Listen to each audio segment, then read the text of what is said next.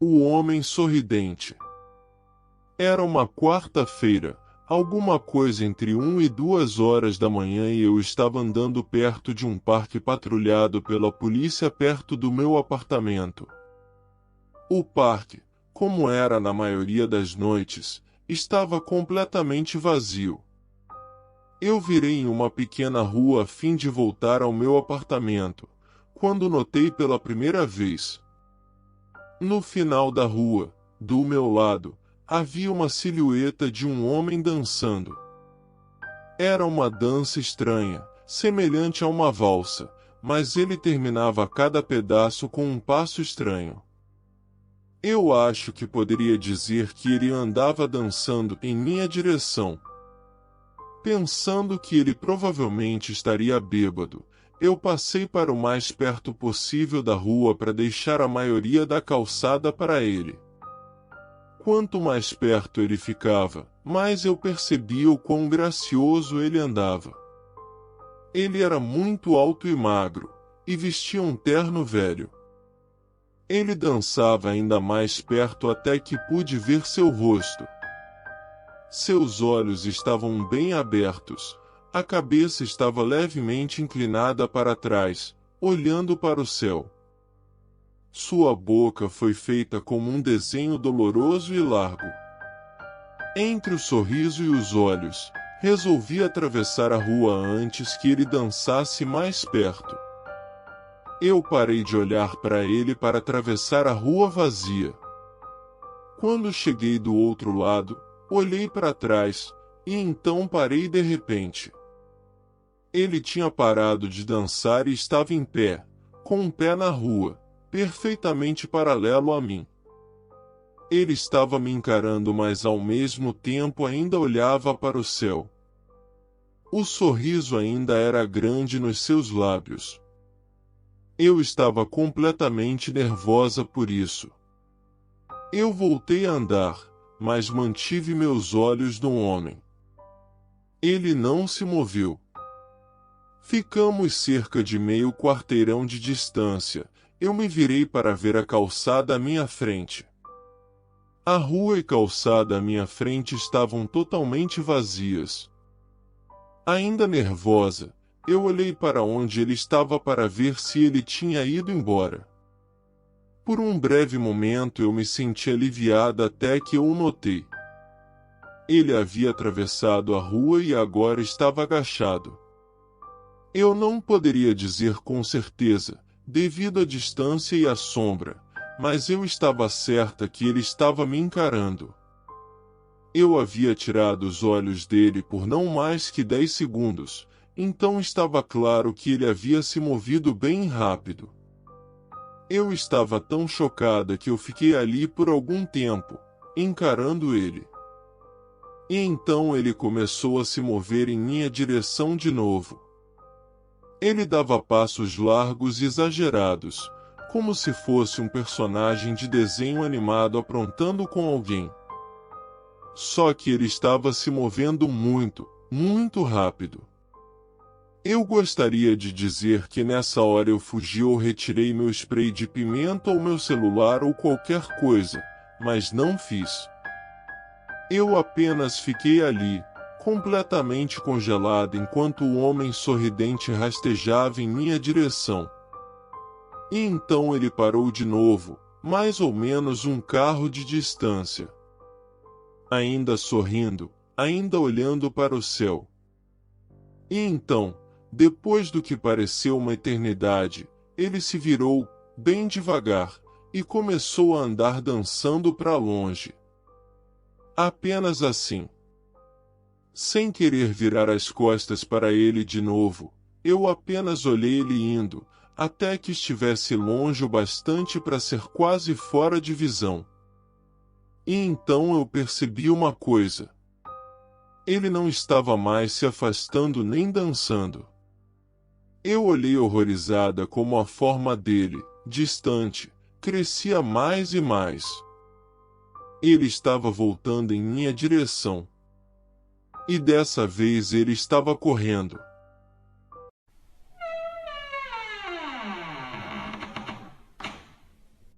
Todos os anos, durante as férias, eu costumava visitar a casa da minha bisavó em São Lourenço.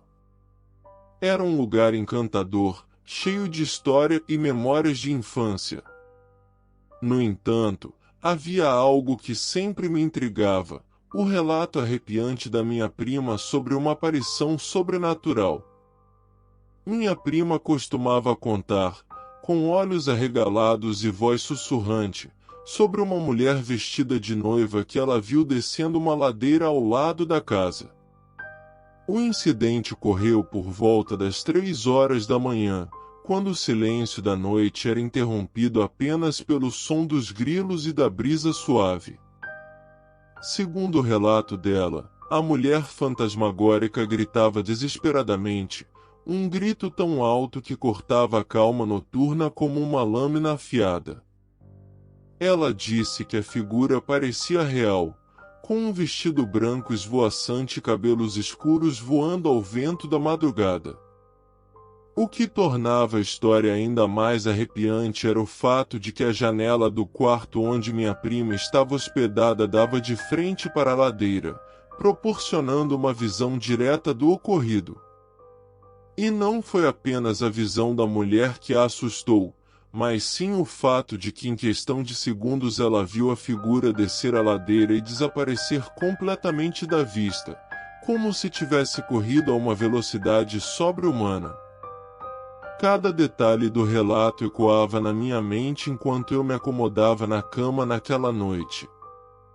A curiosidade misturada com um leve medo me impelia a ficar acordado até as primeiras horas da madrugada, esperando testemunhar o mistério com meus próprios olhos.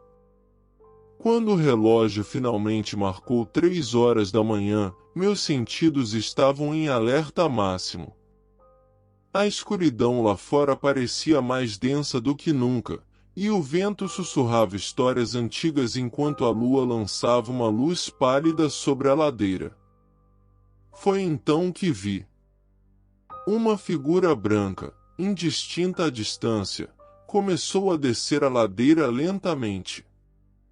Meu coração disparou, mas mantive os olhos fixos na visão enigmática. Ouvindo o som de um grito estridente, senti arrepios percorrendo minha espinha. A figura estava se aproximando cada vez mais, e eu podia distinguir o contorno de um vestido de noiva esvoaçante. O grito se tornava mais alto e angustiante, ecoando pelas ruas desertas da madrugada. Quando a figura chegou ao pé da ladeira, algo inexplicável aconteceu. Ela simplesmente desapareceu diante dos meus olhos, como se nunca tivesse estado ali. Meu coração batia forte no peito, e uma sensação de assombro e fascínio misturados me dominou. Aquela noite permaneceu como um enigma em minha mente, deixando-me com mais perguntas do que respostas. Seria a aparição da mulher de branco uma manifestação do sobrenatural? Ou haveria uma explicação lógica para o fenômeno que testemunhamos? A casa da minha bisavó em São Lourenço guardava segredos que eu mal começava a compreender.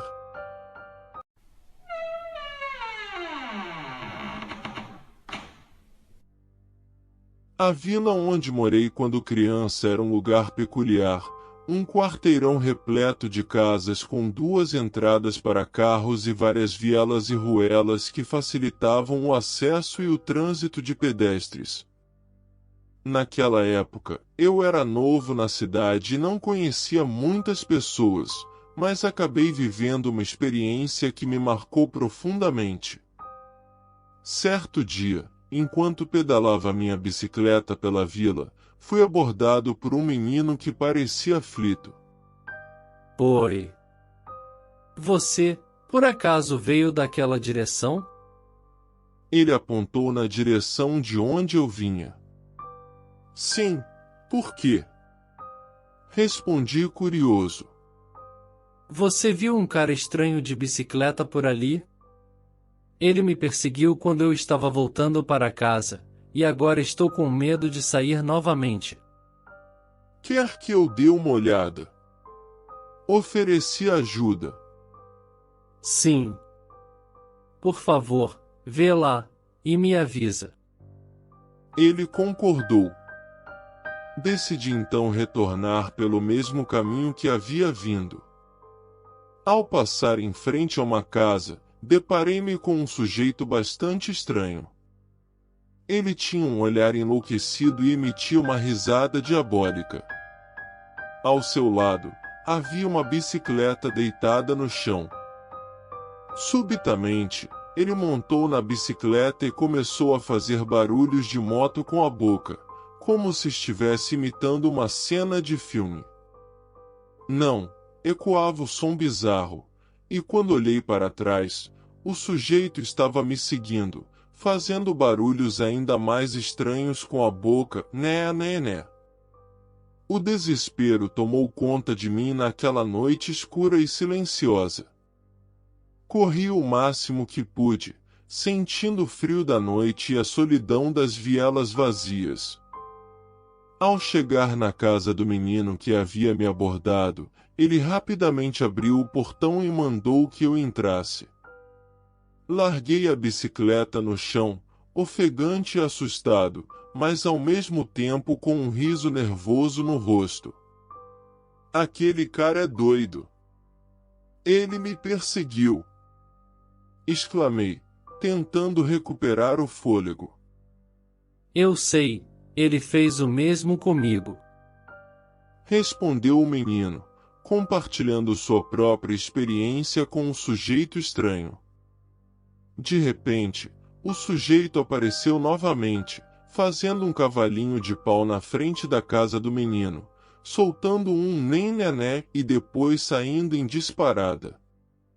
A partir daquele momento, o sujeito ficou conhecido como Zé Louquinho, um apelido que inventamos para descrever sua excentricidade assustadora. Tornei-me amigo desse menino chamado Pedro e passamos a brincar juntos regularmente.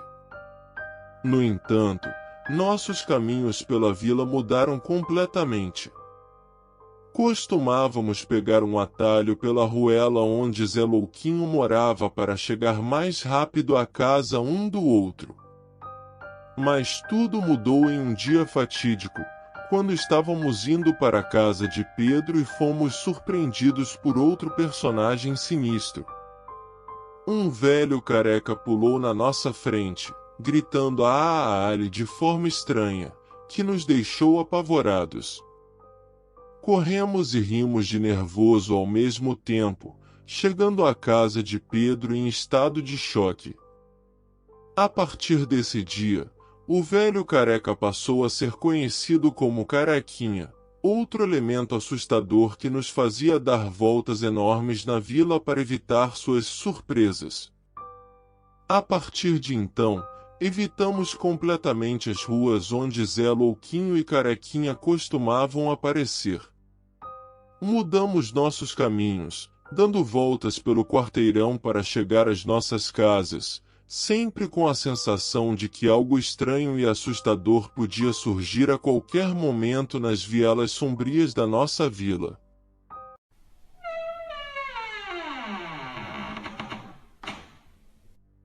Era uma noite comum, tranquila e silenciosa.